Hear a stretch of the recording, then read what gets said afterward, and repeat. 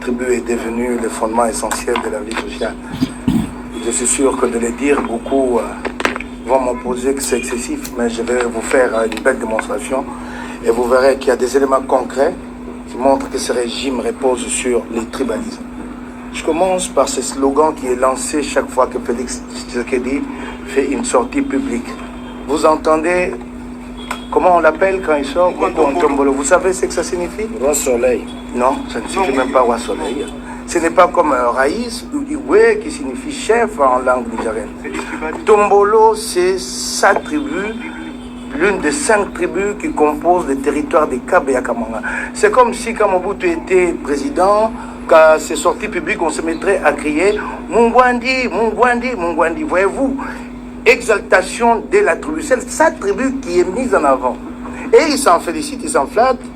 Quand il entend ce cri-là, il salue. Il dit, allez-y, continuez. Chaque fois que vous me voyez, ce n'est pas le Congolais président de la République qui est devant vous.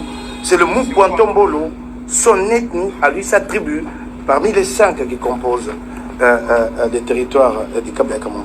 Alors, cette exaltation de la tribu Tombolo, du chef Tombolo, a fait que les 4 autres tribus, ça a fait naître de la convoitise chez eux, parce qu'il y a des privilèges qui sont accordés chez les Bakwantombolo et pas les 4 autres tribus.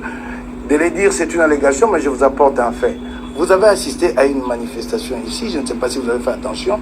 Des membres de 4 autres tribus du territoire de Kabeya Kamanga ont manifesté. Quand c'est nous qui descendons dans la rue, nous sommes l'objet des attaques au gaz lacrymogène. Mais il y a eu quelques 500 membres de 4 autres tribus du Kabeya Kamanga qui sont partis des jeunes Zezou pour aller manifester devant l'Union africaine à la cité et réclamer autant de privilèges que les Bakwantombolo. Donc dire au chef de l'État que vous ne vous occupez que de Bakwantombolo, mais chez nous il n'y a pas que les Bakwantombolo, nous sommes 5 tribus. Et cette manifestation a été tolérée là où quand les opposants demandent à manifester, il faut passer des jours entiers à négocier avec Jean-Tini Ngobila et des fois vous n'obtenez même pas l'autorisation. Je vais continuer et remarquer que plus qu'un tombolo et Kabeya Kamanga ne peut pas à eux seuls porter tout le projet, alors là, ce tribalisme-là, essaie de s'élargir à la communauté Luba dans l'ensemble. Et quand ces tribalismes-là passent de la communauté la plus restreinte au Baluba dans l'ensemble, ça devient beaucoup plus grave parce que là, il sort même de la logique tribaliste, on entre dans le suprémacisme. Remarquez-le, voyez les discours du bourgmestre de Kalamoussa, un discours suprémaciste. À l'image du Ku Klux Klan en 1920, le suprémacisme blanc, nous sommes supérieurs aux Noirs. Il dit, nous sommes faits pour diriger. Nous allons diriger les autres, de force et de gré ou de force. Il établit une hiérarchisation des tribus. Les Baluba arrivent avant. Et ça, c'est très grave. Nous ne nous en rendons pas compte, mais distiller comme ça à dose homéopathique, un jour, ça va provoquer la grande déflagration et personne ne pourra arrêter ça. J'ai vécu une expérience malheureuse, mais à posteriori, au Rwanda, je suis arrivé après le génocide et je sais comment ça se passe pour qu'on en arrive à des situations incontrôlables. Et vraisemblablement, c'est voulu, c'est entretenu et personne ne lève la voix, en tout cas surtout pas les chefs d'État. N'allez pas les lui demander à lui. Alors, autre chose, je peux remonter un peu plus loin encore. Et cette expression-là avait provoqué une vive controverse quand on a parlé de Machi à Momenou. Et ça, c'est sorti de la bouche du chef de l'État. Certains ont dit non, il pouvait s'adresser aux siens dans sa langue. Ah non, je suis Kassayan comme lui. Mon père est d'Indemba, ma mère est de Dibaya, chez les Kamouinansab. Cette expression, elle charrie en elle-même une connotation identitaire. C'est un appel au repli à soi. Quand je la lance à un Kassayan, il comprend. Cette expression n'est pas loin de la Manifeste de Donald Trump. Quand je dis à un Kassayan que nous sommes nombreux, je lui lance un Kassayan dans ma langue, Machi à Momenou, il sait que mon cher, replions-nous. Donc, c'est un repli sur soi, un repli communautaire. Il y a d'autres expressions analogues. Par exemple, quand j'ai dit à un Kassayan, Kouetouka Koujiminité, et pas la vie de Bungate, il comprend tout de suite, repli sur soi. Un peu comme les Pangui plus Pangui. Ni le niveau d'études que j'ai, ni l'expérience professionnelle que j'ai, ni le niveau d'intégrité que j'ai. Vous parlez de Donc, Moïse. nous ne sommes pas comparables, tout le groupe. Nous ne sommes pas comparables. Donc, je suis quelqu'un de très respecté à travers le monde. Si eux qui pensent qu'ils sont sérieux parce qu'ils ont volé des matières premières congolaises et qui pensent qu'ils peuvent manipuler des gens avec de l'argent, je respecte leur avis. Mais personnellement là, je suis quelqu'un de très respecté. Suivez les amis. Suivez-moi avec acuité. Notre pays connaît une dégringolade telle que si nous n'y prenons garde, nous allons assister à sa déflagration, à sa désintégration et finalement à sa disparition. J'en appelle à cette occasion que vous nous offrez par cette conférence de presse au réveil de la conscience collective, nous permettant de mettre en relief l'incompétence, l'incurie, les tâtonnements et l'enfance de la conscience politique au sommet de l'État. Ayant réduit notre pays à un État fantôme, avec toutes les conséquences que nous connaissons sur le plan national et international. Sur le plan national, il y a le social, la crise sociale. Sur le plan international, on n'est plus respecté. Je crois que vous êtes d'accord avec moi. Cette conscience collective signifie qu'il faut nous débarrasser de ces régimes et rendre le sceptre du pouvoir aux souverains primaires pour qu'ils deviennent les serviteurs de l'intérêt général. Ma petite introduction, si vous m'avez bien compris, se dégage à deux volets. Le tribalisme et l'incompétence au sommet de l'État. Donc, je vais revenir par des questions. Je voulais nous poser des questions qui seront adressées à mon niveau. J'aimerais que s'articule autour de l'incompétence et le tribalisme. Je pense que l'honorable Francis a tout ramassé sur le tribalisme et les compétences. Mais moi, je vais revenir avec des spécificités devant éclairer nos mamans, nos yaya, bref, les souverains primaires. Retenez les deux mots. L'incompétence et le tribalisme. Pas n'importe quelle incompétence. L'incompétence au sommet de l'État. Il s'agit bel et bien du régime. Nous devons se dire des choses en face, sans peur, sans crainte. J'ai dit, je vous remercie. Ben alors, je vais vous donner un élément dans la ville de Kinshasa que vous ne percevez pas. Vous passez à côté de cet élément, vous ne vous rendez pas compte. C'est une marque du tribalisme du pouvoir UDPS. Je vais vous dire que tous les postes de responsabilité confiés à l'UDPS dans la ville de Kinshasa ont été attribués à des Balouba. Le président du groupe parlementaire UDPS à l'Assemblée provinciale. Je n'ai rien contre les individus qui animent ces postes-là, certains sont même. Population, faut boyer baké, Mikolo Boana Bino le logoté. Le seul jour où Bino Boana Malobeza le 23. Alors c'est pas boyer Bino jour Wana. Babaxel Bino sous souffrance à 2 ans. Bon, dis-moi. Non.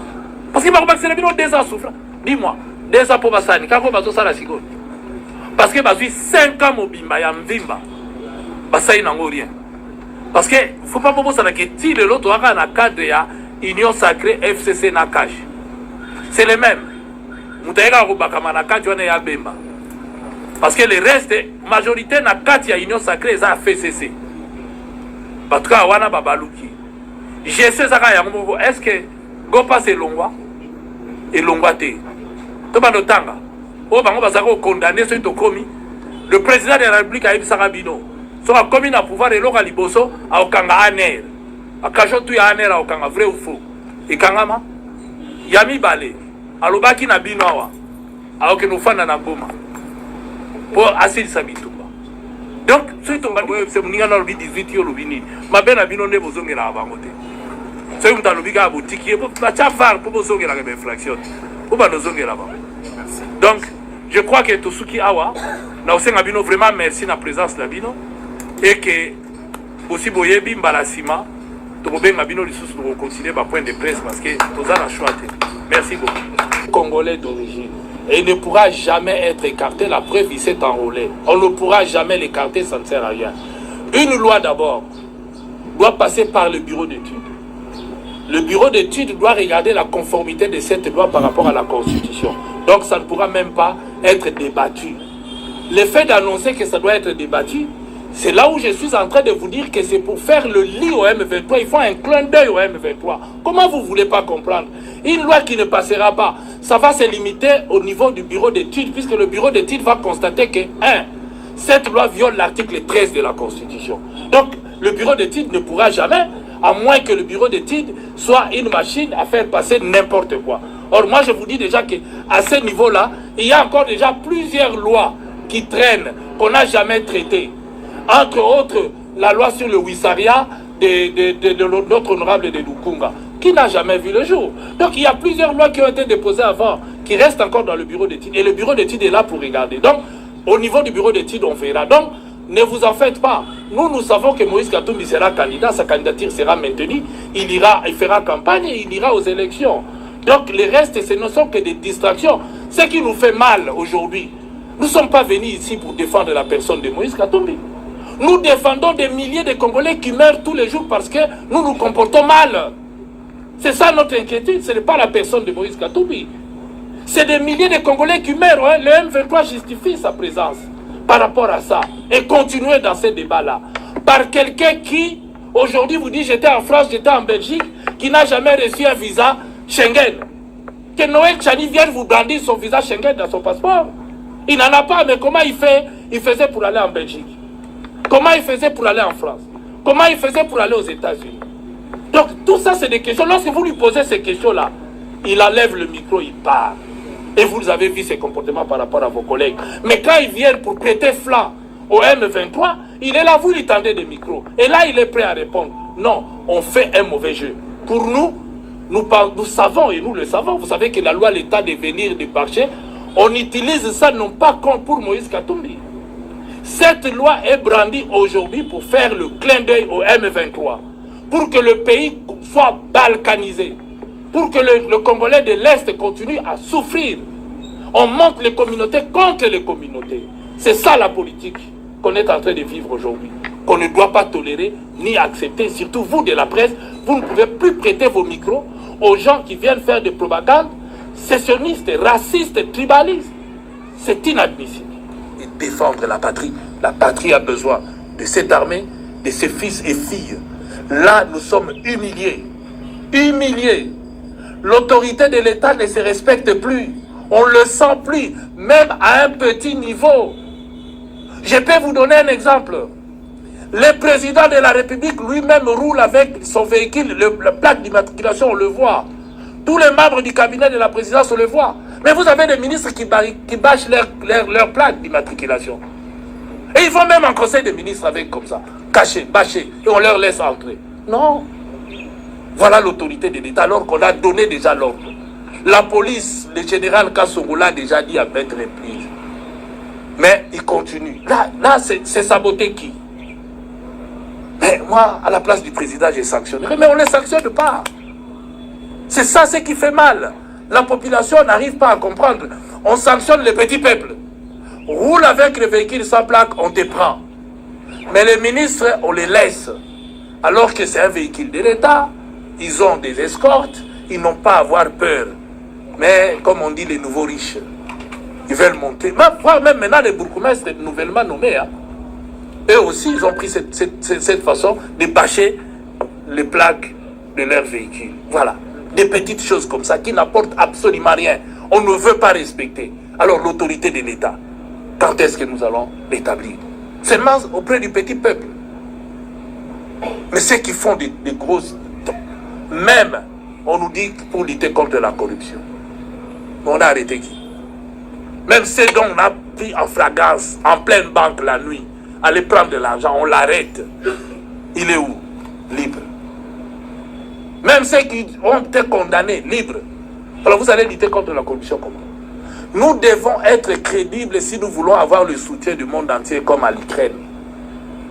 Parce que là, on sent qu'il y a un gouvernement. On sent que cette population, les dirigeants, sont en train de se battre pour leur pays. Ici, on a l'impression que la population est abandonnée. Les responsables n'étant pas crédibles, et bien, on nous amène en bateau. On a commencé par mentir au président de la République où il a accepté ses mensonges pour dire que voilà, c'est EAC ou CAC là. Cette histoire où on ne sait même pas pourquoi on est allé là-bas. Mais le président nous a expliqué que voilà, il y a un marché grand. Pourquoi nous devons nous battre pour les petites terres alors que nous avons cette organisation qui peut nous aider. Mais ils sont venus nous envahir. On ne peut pas aller là-bas. Quel est l'apport du Congo? Même en matière commerciale, on ouvre nos frontières. Quel est notre apport? Qu'est-ce que la République démocratique du Congo produit pour faire en échange avec les autres? C'est du mensonge, c'est du pipeau. Parce qu'eux, ils ont des usines chez eux. Et ils ont le produit, ces gens, ils vont nous envahir. Vous avez vu vous-même ici, pour le compte de la SADC, quand l'Angola commençait à nous vendre de la bière. Qu'est-ce qui s'est passé? Les gens préféraient prendre la bière qui venait d'Angola plutôt que de prendre la bière qui était produite ici en République démocratique du Congo parce que c'est trop cher. Produit en Angola, malgré les transports, malgré tout, c'était moins cher. Pourquoi? Nous devons avoir nous aussi une production avant d'entrer dans ces marchés-là. On n'a pas réfléchi. On est allé. Tout comme on nous a vendu des Thomson ici dans l'océan. On a payé l'argent. Vous dites, allez chercher. Est-ce que vous allez prendre le poisson dans l'eau? Frappe. Dans l'eau. Là où lui il vit, on vous paye, on dit va. Il a frappé. Et les gens sont tranquilles. Les personnes ne peuvent répondre. Tant qu'il n'y aura pas de justice, tant que personne ne peut répondre pour la mégestion, ça sera un mode de gestion et ça va continuer. Et c'est comme si les gens se sont accommodés. C'est normal, il faut que le pays soit géré comme ça. Non. Le nouveau gouvernement, on prend les mêmes, on recommence, on n'attend rien. On a tout de suite compris. C'est un changement alimentaire. Parce que des gens qui occupaient des hautes fonctions, qui ont accepté, ils avaient leurs hommes là-bas. Au lieu d'attendre d'eux, ils ont préféré eux-mêmes être à la major. Aujourd'hui, il n'y a rien de nouveau. Nous n'attendons rien de bon de ces gouvernements parce que nous savons qu'on a pris les mêmes, on a recommencé. Et tant qu'on n'a pas changé de politique, la situation de la zone ne va jamais changer. Jamais. Ce qu'il faut changer, c'est la politique. Et tant qu'on n'a pas changé, rien, mais vraiment rien, ne viendra parce que ceux qui viennent sont des prédateurs. Chacun veut. Ah, et comme il a souka. C'est la fin. Ah, tournanga, ngapenazo. C'est dans cet esprit que nous sommes en train de voir ce qui est en train d'arriver. Donc, mes chers amis de la presse, je crois que on reste à votre disposition pour des éclaircissements et des questions utiles par rapport à l'actualité, par rapport à l'évolution dans notre pays. Et ce que nous, on avait à vous dire, ce qu'on a à transmettre, c'est ça. Et nous pensons que le Congo mérite mieux et que nous ne devons pas tomber si bas, tout simplement parce qu'il y a des incapables qui sont incapables et qui pensent qu'il faut exclure les uns par rapport aux autres. Si on aime ces pays, si on aime le Congo, si on aime les Congolais, eh bien, il y a une seule chose à faire, c'est de chercher les compétences qu'il y a en République démocratique du Congo, de les élever, de les protéger, afin qu'ils puissent se transcender pour l'intérêt général. Et lorsqu'on ne prend que des prédateurs, et on exclut les autres tout simplement parce qu'ils sont compétents, alors on n'a rien compris de la nation, on n'a rien compris de la citoyenneté, on n'a rien compris du patriotisme. Et c'est simplement les ventres qui parlent.